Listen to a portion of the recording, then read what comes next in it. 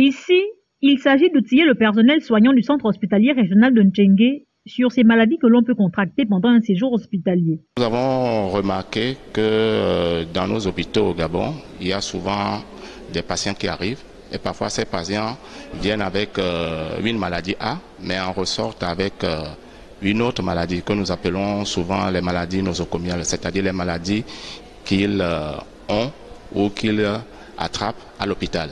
Comment prévenir les infections nosocomiales? Sinon, comment les diagnostiquer pour enfin pouvoir les traiter?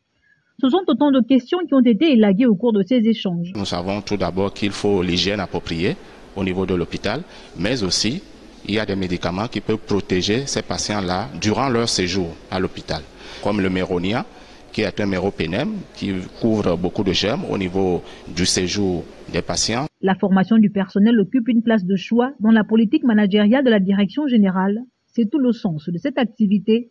Nous avons un pan très important sur la formation continue du personnel. Nous avons amorcé aujourd'hui cette partie de notre plan d'activité. Nous avons donc pris à tâche avec beaucoup de firmes pharmaceutiques pour nous accompagner dans le cadre de la formation continue de notre personnel.